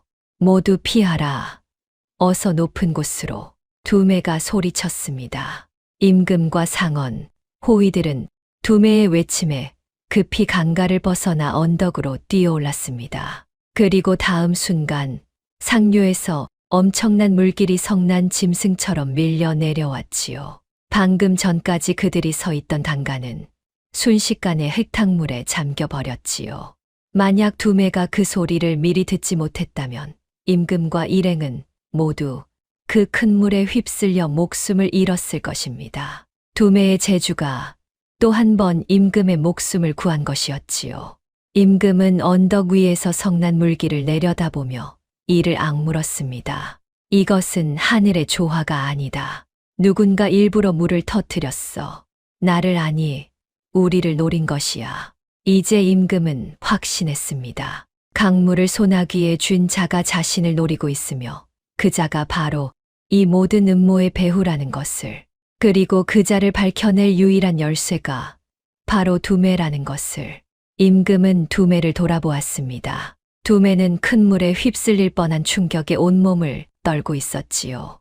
임금은 그런 두매를 꼭 끌어안았습니다. 두매야, 무섭지. 하지만 걱정 마라. 내가 반드시 이 일을 밝혀내마. 너를 노린 그 자를 반드시 잡고야 말겠다. 두매는 임금의 품에서 겨우 몸을 떨었습니다. 그러다 문득 하라범이 늘 하던 말이 떠올랐지요. 재주가 화가 되는 수가 있다는 말. 낯선 사람에게 함부로 재주를 드러내지 말라던 말. 두매는 이제야 그 말이 조금씩 실감이 나기 시작했습니다. 나리, 저 때문에 나리가 자꾸 위험해지는 것 같아요. 제가 물소리를 듣는 것 때문에 누가 자꾸 나리를 노리는 거잖아요. 두매의 눈에 눈물이 그렁그렁 맺혔습니다. 임금은 두매의 눈물을 닦아주며 고개를 저었습니다. 아니다, 두매야. 내 재주 때문이 아니야. 나쁜 짓을 하는 자가 나쁜 것이지. 그것을 알아채는 내가 어찌 잘못이겠느냐. 두매는 임금의 그 말에 조금 위로를 받았습니다. 하지만 마음 한구석의 불안은 쉬이 가시지 않았지요. 하라범은 지금 강마을에 홀로 있는데 혹여 하라범에게도 무슨 일이 생기는 것은 아닐까. 두매의 불길한 예감은 안타깝게도 곧 현실이 되고 말았습니다. 임금은 이제 확신했습니다. 강물을 소나기에 쥔 자가 자신을 노리고 있으며 그 자가 바로 이 모든 음모의 배후라는 것을, 그리고 그 자를 밝혀낼 유일한 열쇠가 바로 두매라는 것을. 임금은 두매를 지키기 위해서라도 하루빨리 그 배후를 밝혀내야 한다고 마음을 다잡았습니다. 하지만 이 무서운 물난리는 병연의 계략이 실패했음을 알리는 신호이기도 했습니다. 두 번째 계략마저 물거품이 되자 병연은 이제 마지막 수단을 쓰기로 마음먹었지요. 병연은 어두운 방 안에서 손톱을 물어뜯으며 궁리했습니다. 은밀한 함정은 2번이나 실패했습니다. 그 아이가 물소리를 듣는 한 어떤 함정도 미리 들통이 나 버렸지요. 그렇다면 방법은 하나뿐이었습니다. 그 아이가 소리를 듣기도 전에 아이 자체를 없애버리는 것. 그 아이의 약점이 무엇이겠느냐? 병연이 수아에게 물었습니다. 검은 옷의 사내가 고개를 조아리며 아뢰었지요. 그 아이는 강마을의 늙은 뱃사공을 어버이처럼 따른다 하옵니다. 그 뱃사공이 곧 아이의 유일한 혈육이나 다름없사옵니다. 병연의 입가에 서늘한 미소가 번졌습니다. 그렇다면 그 늙은이를 미끼로 삼으면 되겠구나. 그 뱃사공을 잡아들여라. 아이는 제 어버이를 구하겠다고 반드시 제 발로 기어 나올 것이다. 그때 둘을 한꺼번에 없애면 그만이야. 참으로 악랄한 계략이었습니다. 물소리를 듣는 아이를 함정으로 잡을 수 없다면 그 아이가 가장 사랑하는 사람을 볼모로 삼아 끌어내겠다는 것이었으니까요. 병연의 서슬퍼런 칼끝이 이제 강마을에 홀로 남은 늙은 뱃사공 모래를 향하고 있었습니다. 그리고 그 순간에도 모래는 두매가 무사하기만을 강물에 빌고 또 빌며 텅 빈 오두막을 홀로 지키고 있었습니다. 자신에게 어떤 화가 다가오고 있는지도 모른 채로 말이지요. 며칠 뒤 강마을에 흉흉한 소식이 전해졌습니다. 늙은 뱃사공 모래가 관에 붙잡혀 갔다는 것이었습니다. 죄목은 어처구니 없는 것이었지요. 나라의 물기를 어지럽힌 죄라 하였지요. 강물이 줄어든 것이 모래가 몰래 물기를 막았기 때문이라는 말도 안 되는 누명이었습니다. 하지만 병연의 손이 닿은 관아에서는 그런 억지 죄목도 얼마든지 통했지요. 이 소식은 곧 도성의 두매에게도 전해졌습니다. 두매는 소식을 듣자마자 얼굴이 새하얗게 질렸습니다. 할아범이 잡혀갔다고요? 왜요? 우리 할아범이 무슨 죄를 지었다고? 두매는 당장이라도 강마을로 달려가려 했습니다. 상언이 급히 두매를 붙들었지요. 두매야, 안 된다. 이것은 함정이다. 그 자들이 너를 끌어내려고 내 할아버지를 잡아간 것이야. 지금 내가 가면 제 발로 함정에 걸어 들어가는 꼴이다. 그래도 가야 해요. 할아범이 저 때문에 잡혀갔는데 제가 어떻게 가만히 있어요. 두매의 눈에서 눈물이 뚝뚝 떨어졌습니다. 상어는 그 마음을 알기에 차마 두매를 더 붙들지 못했지요. 그때 임금이 나섰습니다. 두매야, 내가 함께 가마. 상언과 호위들도 데려가겠다. 다만 섣불리 움직이지 말고 반드시 내 말을 따라야 한다. 알겠느냐? 두매는 임금의 손을 잡고 고개를 끄덕였습니다. 그리하여 임금과 상언, 두매는 은밀히 강마을로 향했지요. 한편 병연은 계획대로 일이 풀리자 회심의 미소를 지었습니다. 모래를 미끼로 잡아들였으니 이제 그 아이가 제 발로 기어 나오기만 하면 되었지요. 병연은 강마을 외딴 폐가에 모래를 가두고 그 주변에 은밀히 자객들을 매복시켰습니다. 두매가 나타나는 순간 늙은이와 아이를 한꺼번에 없앨 참이었습니다. 폐가에 갇힌 모래는 온몸이 상한 채 널브러져 있었지요. 병연의 수하들이 물길의 비밀을 대라며 모진 매질을 한 것이지요. 하지만 모래는 입을 열지 않았습니다. 아니, 열 것도 없었습니다. 모래가 아는 것이라고는 오직 12년 전 그날 밤의 참상뿐이었으니까요. 그런데 폐가에는 뜻밖에도 병연이 직접 걸음을 했습니다. 두매라는 아이의 정체를 제 눈으로 확인하고 싶었기 때문이지요. 병연은 피투성이가 된 모래를 내려다보며 서늘하게 물었습니다. 늙은이, 내가 12년 전 강에서 아이 하나를 건졌다지. 그 아이가 지금 어디 있느냐? 모래는 병연을 올려다보았습니다. 그 얼굴을 본 순간 모래의 눈이 찢어질 듯 커졌지요. 12년 전 물을 터뜨려 한 집안을 몰살시키던 그날 밤 강가에서 그 참상을 지휘하던 바로 그 얼굴이었습니다. 모래는 그 얼굴을 결코 잊을 수 없었습니다. 네, 내 놈이구나. 12년 전 그 집안을 물에 수장시킨 자가 바로 내 놈이었어. 병연의 얼굴이 흠칫 굳었습니다. 하지만 이내 서늘한 미소를 지었지요. 늙은이가 쓸데없는 것을 기억하고 있었구나. 그렇다면 더더욱 너를 살려둘 수 없겠어. 그 아이와 함께 말이다. 모래는 이를 악물었습니다. 그러고는 온 힘을 다해 소리쳤지요. 내가 죽어도 그 아이는 못 건드린다. 하늘이 내 놈의 죄를 반드시 갚아줄 것이야. 하늘이라. 그 하늘이 지금 어디 있느냐. 이 나라의 물길은 이미 내 손아귀에 있고 임금조차 내 손바닥 안에 있거늘. 병연은 코웃음을 치고는 수하들에게 명했습니다. 그 아이가 나타나거든 늙은이와 함께 없애라. 이번에야말로 실수가 없어야 할 것이다. 그러고는 병연은 폐가를 떠났습니다. 뒤에 남은 것은 피투성이가 된 늙은 뱃사공과 그를 둘러싼 서슬퍼런 매복뿐이었지요. 두매야, 제발 오지 말거라. 이 할아범은 괜찮으니 제발 오지 말거라. 모래는 피멍든 얼굴로 오직 두매가 오지 않기만을 빌었습니다. 하지만 두매는 이미 폐가 가까이 다가와 있었지요.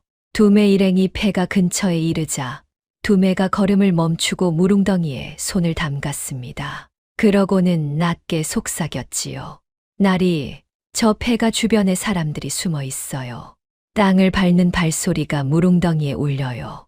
하나, 둘, 8명은 돼요. 매복이에요. 임금과 상언은 놀랐습니다. 두매의 재주는 물소리뿐 아니라 땅의 울림까지 읽어내고 있었던 것입니다. 덕분에 일행은 매복을 미리 알아채고 함부로 뛰어들지 않을 수 있었지요. 상언아, 호위들을 데리고 뒤로 돌아 매복한 자들을 제압하라. 나는 두매와 함께 정면에서 저들의 시선을 끌겠다. 임금의 지시에 따라 상원과 호위들은 소리 없이 패가 뒤편으로 돌아갔습니다. 그리고 매복해 있던 자객들을 하나둘 소리 없이 제압했지요. 미처 손쓸 새도 없이 매복이 무너지자 폐가를 지키던 병연의 수하들은 당황했습니다. 그 틈에 두매가 폐가로 뛰어들었습니다. 하라범, 하라범.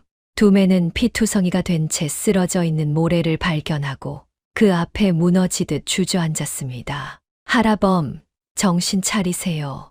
저예요. 두매예요. 모래는 흐릿한 눈을 겨우 떴습니다. 그리고 두매의 얼굴을 확인하고는 오히려 애타는 얼굴이 되었지요. 두매야, 어찌 왔느냐? 오지 말라. 그리 빌었건만 어서 도망가거라. 여기는 위험해. 싫어요. 하라범을 두고 어떻게 가요? 같이 가요. 하라범. 두매는 모래를 부축해 일으키려 했습니다. 하지만 모래의 몸은 이미 성한 데가 없었지요. 바로 그때 제압당하지 않고 남아있던 자객 하나가 두매의 등을 향해 칼을 치켜들었습니다. 두매야, 피해. 모래가 온 힘을 다해 몸을 던졌습니다. 늙은 몸으로 두매를 감싸 안고 대신 그 칼을 받아낸 것입니다. 칼날이 모래의 등을 깊이 파고들었습니다. 하라범, 두매가 비명을 질렀습니다. 그 순간 임금과 상언이 달려들어 자객을 베어 쓰러뜨렸지요. 남은 수하들도 모두 제압되었습니다. 하지만 이미 모래는 치명상을 입은 뒤였습니다. 두매는 피 흘리는 모래를 끌어안고 오열했지요. 하라범 안 돼요. 죽으면 안 돼요. 제가 잘못했어요. 제가 도성에 가지 말았어야 했는데. 모래는 떨리는 손으로 두매의 얼굴을 어루만졌습니다. 그 눈에는 죽음을 앞둔 자의 평온과 두매를 향한 깊은 사랑이 어려 있었지요. 두매야, 울지 말거라. 이 하라범은 괜찮다. 안 괜찮아요. 하라범 없으면 저는 어떻게 살아요. 모래는 힘겹게 미소 지었습니다. 그러고는 오래도록 가슴에 묻어두었던 이야기를 마침내 꺼내기 시작했습니다. 두매야, 이제 내게 말해줄 때가 되었구나. 내가 어디서 왔는지를. 두매는 눈물범벅이 된 얼굴로 모래를 바라보았습니다. 12년 전 이 강에서 큰 참사가 있었다. 물기를 다스리던 한 집안이 통째로 물에 잠겨 죽었어. 그 집안 사람들은 너처럼 물소리를 듣는 재주가 있었단다. 두매의 눈이 커졌습니다. 그날 밤 이 늙은 것이 강에서 배를 젓다가 강보에 쌓인 갓난아이 하나를 건졌다. 그게 바로 너였어, 두매야. 너는 그 집안의 마지막 핏줄이니라. 모래는 힘겹게 품속에서 무언가를 꺼냈습니다. 낡고 빛바랜 삼배 조각이었습니다. 물길이 굽이치는 모양이 곱게 수놓인 그 천 조각이었지요. 이것이 너를 감쌌던 강보 조각이다. 내 어미가 손수 수놓은 것이야. 그리고 내 발등을 보아라. 거기 물결 모양 흉터가 있지. 그것이 그 집안 핏줄의 표식이니라. 두매는 떨리는 손으로 삼배 조각을 받아들었습니다. 그리고 제 발등을 내려다보았지요. 정말로 그곳에는 태어날 때부터 있던 물결 모양의 붉은 흉터가 있었습니다. 두매는 그것이 그저 흉터인 줄로만 알았는데 그것이 제 핏줄의 표식이었다니. 하라범, 그럼 저희 부모님은 그 참사가 왜 그것이 하늘의 조화가 아니었다. 누군가 일부러 물을 터뜨려 그 집안을 몰살시킨 게야. 내 부모가 그자의 죄를 알아챘기 때문이지. 모래의 목소리가 점점 잦아들었습니다. 두매는 모래를 흔들며 울부짖었지요. 하라범, 정신 차리세요. 그자가 누구예요?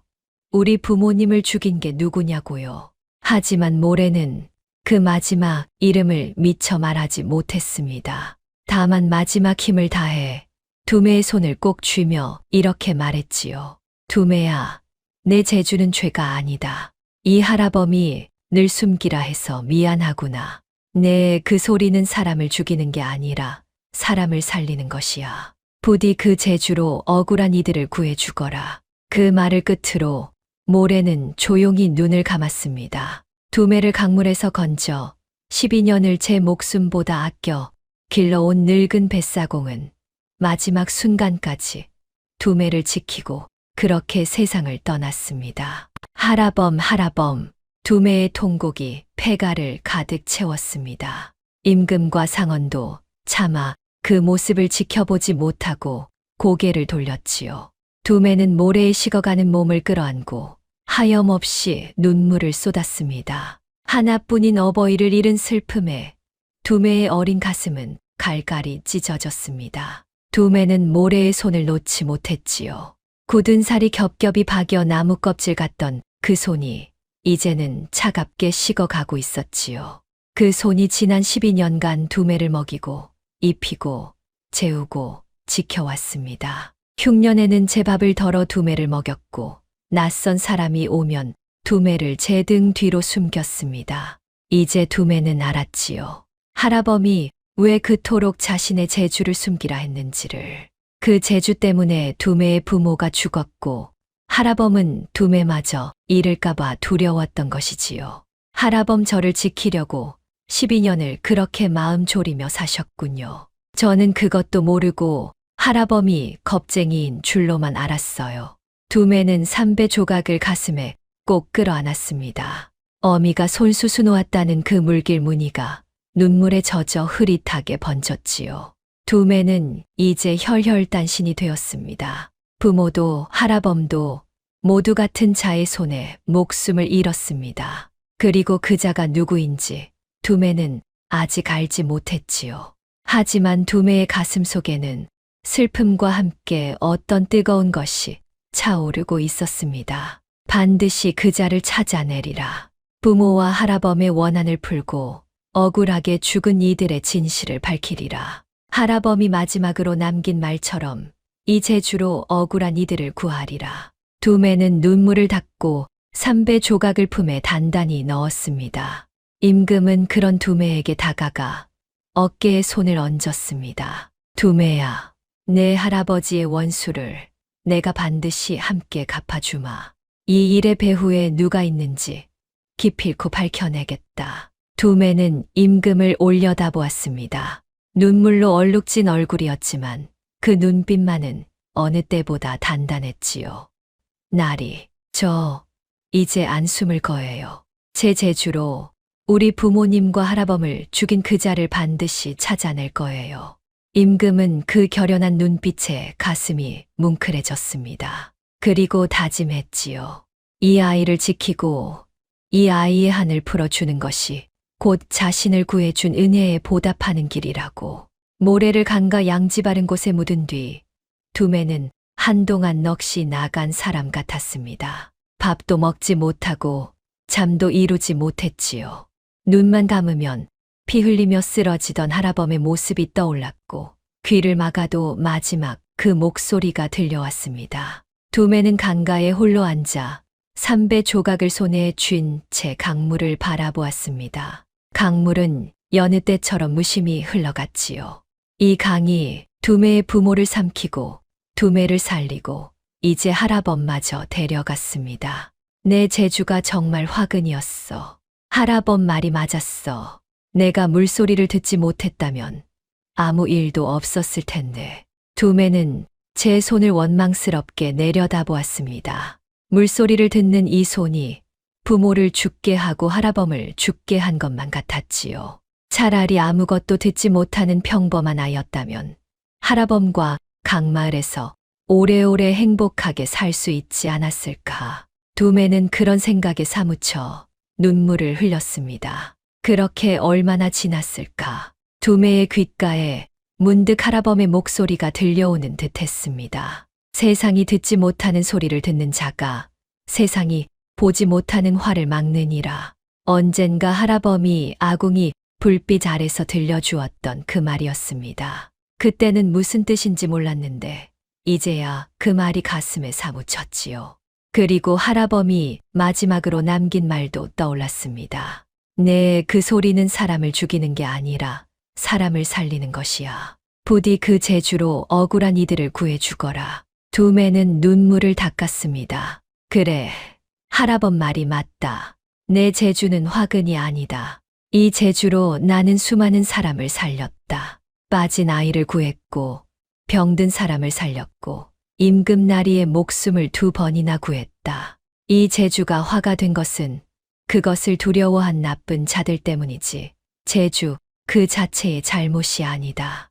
두매는 강물을 향해 다짐했습니다. 할아범, 저 이제 안 울래요. 이 재주로 억울한 이들을 구할 거예요. 우리 부모님과 할아범을 죽인 그 자를 이 재주로 반드시 찾아낼 거예요. 지켜봐 주세요. 두매가 마음을 다잡고 오두막으로 돌아오니 임금이 기다리고 있었습니다. 임금은 며칠째 슬픔에 잠겨 있던 두매가 걱정되어 곁을 떠나지 못하고 있었지요. 두매는 임금 앞에 서서 결연한 얼굴로 말했습니다. 나리, 저를 그자에게 데려가 주세요. 우리 부모님과 할아범을 죽인 그자를 제 재주로 밝혀낼게요. 임금은 두매의 손을 잡았습니다. 그리고 조용히 입을 열었지요. 두매야, 이제 내게 말해줄 것이 있다. 사실 나는, 임금은 잠시 망설이다 마침내 자신의 진짜 신분을 밝혔습니다. 나는 이 나라의 임금이다. 두매의 눈이 휘둥그레졌습니다. 예, 나리가 임금님이라고요? 그래, 처음 나루터에서 내가 구해준 그 선비가 바로 이 나라의 임금이었다. 너를 속이려던 것이 아니라 자맹 중이라 신분을 밝힐 수 없었을 뿐이다. 미안하구나. 두매는 그 자리에 얼어붙었습니다. 그동안 스스럼 없이 나리라 부르며 주먹밥을 나눠 먹고 이것저것 물었던 그 선비가 이 나라의 지존인 임금이었다니. 두매는 당황해 몸둘 바를 몰랐습니다. 저는 그것도 모르고 전하께 그렇게 함부로 죽을 죄를 지었사옵니다. 두매가 넙죽 엎드리려 하자 임금이 그 어깨를 붙들어 일으켰습니다. 아니다, 두매야.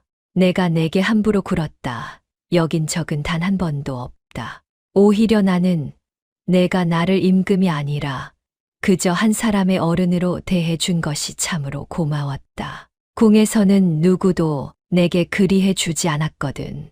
임금은 두매를 일으켜 세우고 그 눈을 마주 보았습니다. 두매야, 내가 임금인 나를 구했고 임금인 내가 내 한을 갚아주마.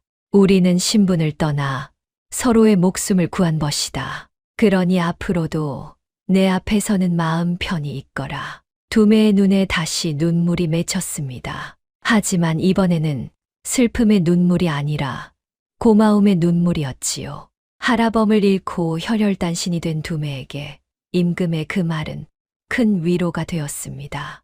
임금은 두매를 데리고 도성으로 돌아왔습니다. 그러고는 은밀히 상원과 함께 이 모든 음모의 배후를 밝혀낼 계획을 세웠지요. 임금은 이미 배후가 누구인지 어렴풋이 짐작하고 있었습니다. 자맹 일정을 아는 자, 궁 안에 사람을 심을 수 있는 자, 강물을 소나기에 줄 만큼 권세가 높은 자, 그것은 오직 한 사람, 도승지 병연을 가리키고 있었지요.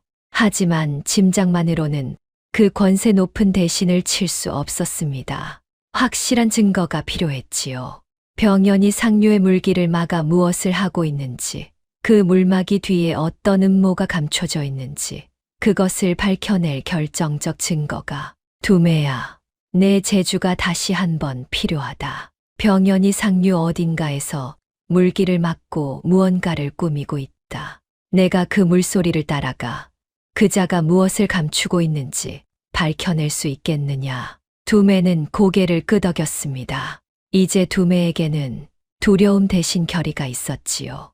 예, 전하. 제 재주로 반드시 그자의 죄를 밝혀내겠사옵니다. 그런데 임금은 한 가지를 더 당부했습니다. 다만 두매야, 내 재주에 대해서는 당분간 조정에 알리지 않으마. 병연의 눈과 귀가 궁 안에 퍼져 있으니 내가 물소리를 듣는다는 것을 알면 또 너를 노릴 것이다. 그자 앞에서 결정적인 순간이 오기 전까지는 너는 그저 내가 거둔 평범한 아이인 척해야 한다. 알겠느냐? 예, 전하. 명심하겠사옵니다. 이렇게 임금과 두매는 병연의 음모를 파헤칠 마지막 준비를 갖추었습니다. 그날 밤 두매는 오두막에서 홀로 하라범의 유품을 정리했습니다. 하라범이 쓰던 낡은 삿갓과 손때 묻은 삿대와 물 젖은 배잔방이 하나하나가 두매의 눈물을 자아냈지요. 두매는 하라범의 삿갓을 가슴에 안고 오래도록 흐느꼈습니다. 그러다 문득 반다지 깊숙한 곳에서 낡은 종이 한 장을 발견했습니다. 거기에는 서툰 글씨로 12년 전 그날의 일이 적혀 있었지요. 하라범이 언젠가 두매에게 진실을 전하려고 미리 적어둔 것이었습니다. 그를 모르는 두매는 그 내용을 읽을 수 없었지만 그것이 하라범이 남긴 마지막 사랑임을 알 수 있었습니다. 두매는 그 종이를 삼배 조각과 함께 소중히 품에 넣었지요. 며칠 뒤 임금은 상원과 몇몇 믿을 만한 무관에게 두매를 딸려 은밀히 상류로 보냈습니다. 두매는 강을 거슬러 오르며 물속에 손을 담그고 물소리를 따라갔지요. 강을 거슬러 오를수록 물소리는 점점 더 이상하게 울었습니다. 이쪽이에요. 물이 여기서 크게 갇혀 있어요. 두매가 이끄는 대로 산속 깊이 들어가니 놀라운 광경이 펼쳐졌습니다. 상류의 좁은 골짜기에 사람들이 거대한 둑을 쌓아 물길을 막아 놓은 것이었습니다. 강물이 그 둑에 가로막혀 커다란 호수처럼 고여 있었고 아래로는 조금씩만 흘려보내고 있었지요. 그러니 하류의 강물과 우물이 마를 수밖에 없었습니다. 둑 주변에는 험상궂은 사내들이 삼엄하게 지키고 있었습니다. 두매 일행은 몸을 낮추고 수풀에 숨어 그 광경을 지켜보았지요.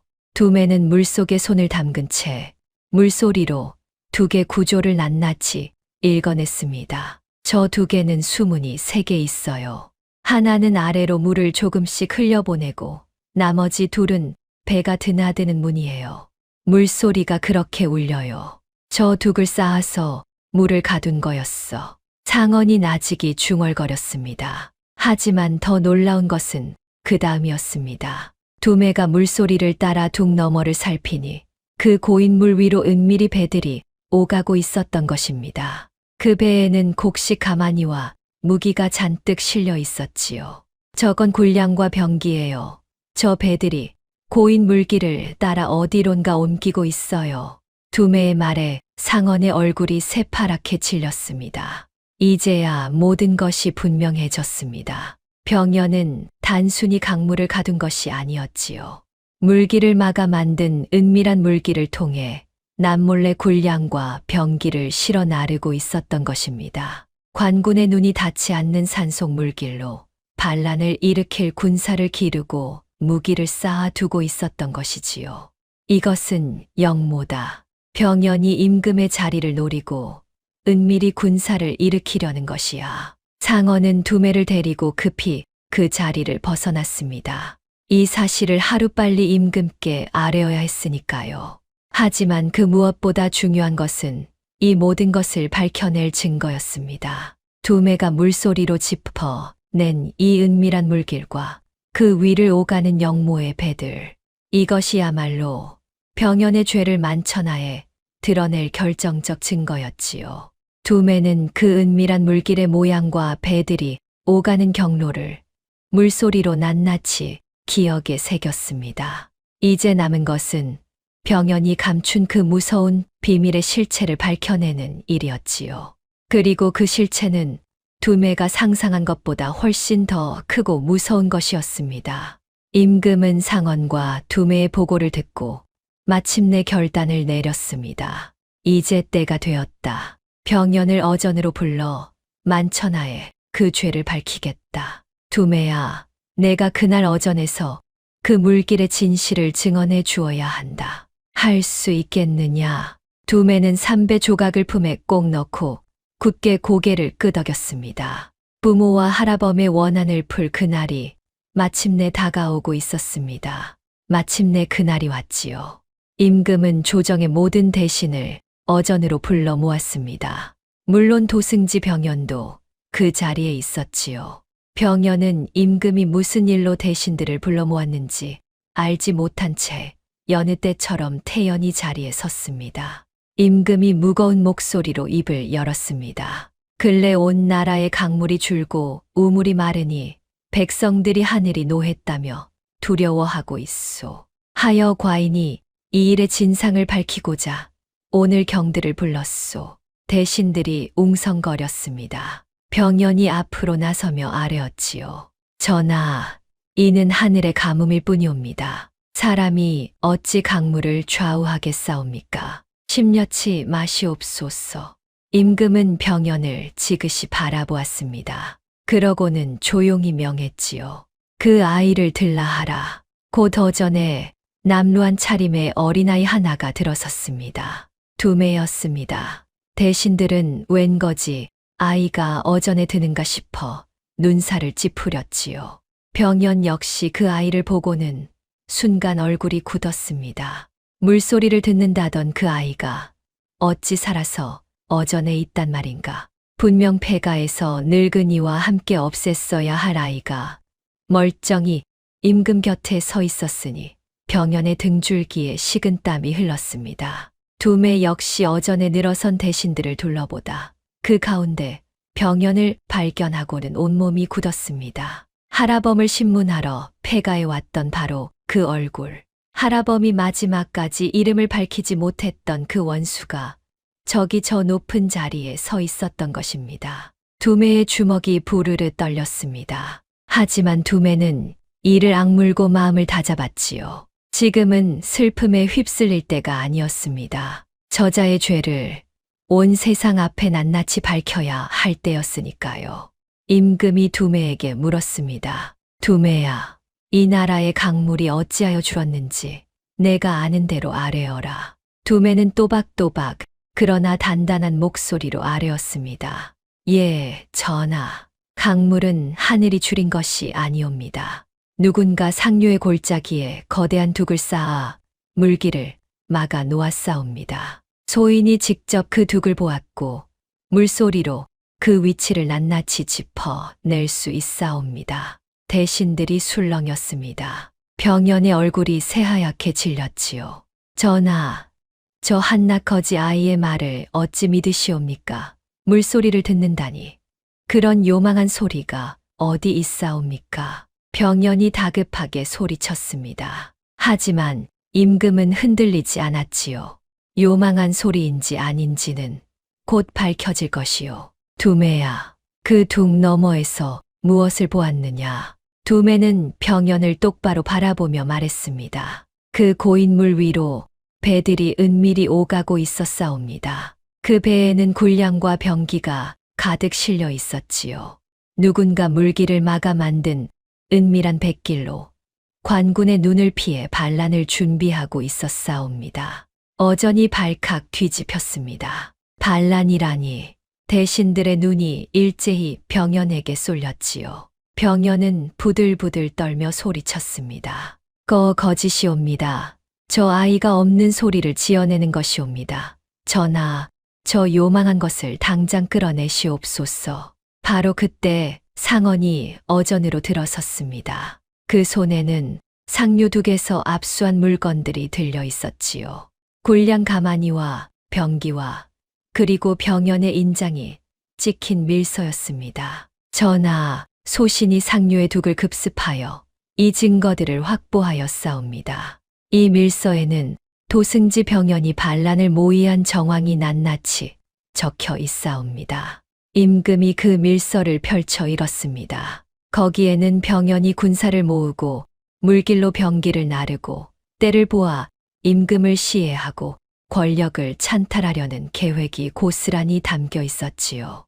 아직도 요망한 아이의 거짓이라 하겠소.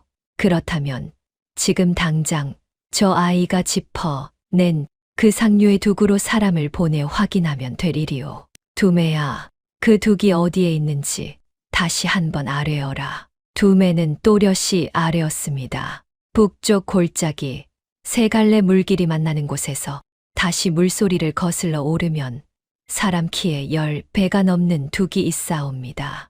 그 아래로는 좁은 수문을 두어 물을 조금씩만 흘려보내고 둑 안쪽 고인물로는 배가 은밀히 오가옵니다. 소인이 그 물소리를 들었으니 결코 틀림이 없사옵니다. 이미 상언이 그곳을 급습해 증거를 가져온 터라 두매의 말은 한치의 어긋남도 없었습니다. 대신들은 이 어린아이가 물소리만으로 그 은밀한 두개 생김새까지 낱낱이 짚어내는 것을 보고 그 재주가 결코 요망한 것이 아니라 하늘이 내린 귀한 것임을 인정하지 않을 수 없었지요. 병연의 얼굴이 흙빛으로 변했습니다. 그는 마지막까지 발버둥 쳤지요. 저 전하, 이것은 모함이옵니다. 저 아이와 상언이 짜고 소신을 모함하는 것이. 닥치시오. 임금의 호통이 어전을 울렸습니다. 과인이 자맹을 나갔던 그날 나룻배에 손을 써 과인을 죽이려 한 것도 그대였소. 강가에서 큰 물을 터뜨려 과인을 휩쓸려 한 것도 그대였고 자맹 일정을 아는 자는궁 안에서도 손에 꼽건을 어찌 그것을 알고 번번이 과인을 노렸겠소. 바로 그대가 궁 안에 눈과 귀를 심어 두었기 때문이 아니오. 병연은 더는 변명하지 못했습니다. 그때 두매가 앞으로 나서며 품속에서 낡은 삼배 조각을 꺼냈습니다. 그리고 한 가지 더 아를 것이 있사옵니다. 12년 전 이 강에서 물기를 다스리던 한 집안이 통째로 물에 잠겨 몰살당한 일이 있었사옵니다. 그 집안 사람들은 소인처럼 물소리를 듣는 재주가 있었사옵니다. 그들이 바로 저 병연이 물기를 조작하는 죄를 알아챘기에 저자의 손에 몰살당한 것이옵니다. 두매의 목소리가 떨렸습니다. 소인이 바로 그 집안의 마지막 핏줄이옵니다. 이 삼배 조각은 제 어미가 손수 수놓은 것이고 제 발등에 이 물결 흉터는 그 집안 핏줄의 표식이옵니다. 저자는 제 부모를 죽이고 저를 기른 할아범마저 죽였사옵니다. 두매가 발등을 드러내 보이자 거기에는 정말로 물결 모양의 붉은 흉터가 또렷이 있었습니다. 나이 든 대신 하나가 그것을 보고 깜짝 놀라 아뢰었지요. 저 표식은 12년 전 수물로 사라진 그 집안의 표식이 틀림없사옵니다. 소신이 그 집안과 교분이 있어 그 표식을 기억하옵니다. 이로써 모든 것이 밝혀졌습니다. 병연은 12년 전에도 그리고 지금도 같은 자였습니다. 물기를 조작해 나라를 어지럽히고 그 죄를 알아챈 이들을 무참히 죽인 대역죄인이었지요. 병연은 그제야 모든 것을 체념한 듯 서슬퍼렇게 웃었습니다. 그래, 내가 했다. 12년 전 그 집안을 물에 수장시킨 것도 이 나라의 강물을 쥐고 흔든 것도 모두 나다. 조금만 더 있었으면 이 나라는 내 손에 들어왔을 것을 한낱 물소리를 듣는 아이 하나 때문에 모든 것이 무너지다니. 저자를 당장 잡아들여라. 임금의 명이 떨어지자 무관들이 달려들어 병연을 포박했습니다. 병연은 끌려나가면서도 두매를 노려보았지만 두매는 조금도 물러서지 않고 그 눈을 마주 보았지요. 내가 아무리 발버둥 쳐도 하늘은 속일 수 없어. 우리 부모님과 할아범이 저 하늘에서 다 보고 계셨어. 두매의 말에 병연은 처음으로 몸을 부르르 떨었습니다. 12년간 어떤 죄책감도 느끼지 않던 그였지만 저 어린아이의 맑은 눈을 마주하자 자신이 짓밟은 수많은 목숨의 무게가 처음으로 가슴을 짓눌렀던 것이지요. 병연의 죄상이 낱낱이 밝혀지자 조정은 그를 대역죄로 다스렸습니다. 반란을 모의하고 임금을 시해하려 하고 무고한 백성을 몰살한 죄, 그 어느 하나도 용서받을 수 없는 것이었지요. 병연이 모아둔 재산은 모두 몰수되어 가뭄에 시달린 백성들에게 나누어졌고 그와 함께 영모를 꾀한 무리도 모두 붙잡혀 벌을 받았습니다. 병연은 그렇게 한때 이 나라 최고의 권세를 누리던 자리에서 나락으로 굴러떨어져 마침내 그 죄에 합당한 벌을 받았습니다. 12년간 감춰온 그 모든 악행의 대가를 낱낱이 치른 것이었지요. 구경하던 백성들은 오랜 세월 나라를 좀먹던 간악한 자가 마침내 벌을 받는 것을 보고 통쾌해했습니다. 그리고 그 간악한 음모를 밝혀낸 것이 한낱 뱃사공 아이라는 사실에 모두가 혀를 내둘렀지요. 상류의 둑은 헐렸습니다. 막혔던 물길이 트이자 강물은 다시 콸콸 흘러내렸습니다. 말랐던 우물에 물이 차오르고 갈라졌던 논에 물이 돌았지요. 백성들은 다시 흐르는 강물을 보며 기뻐했습니다. 하늘이 노한 것이 아니었음을, 한 사악한 자의 탐욕이 강물을 가두었던 것임을 이제 모두가 알게 되었습니다. 임금은 두매를 어전에 다시 불렀지요. 그러고는 만조백관이 지켜보는 앞에서 두매의 공을 크게 치하했지요. 이 아이가 과인의 목숨을 2번이나 구하고 나아가 이 나라를 뒤흔들 영모를 밝혀냈다. 또한 이 아이는 억울하게 쓰러진 충절 있는 집안의 마지막 핏줄이다. 과인은 이 아이와 그 집안의 명예를 회복시키고 이 아이를 귀히 거두고자 하노라.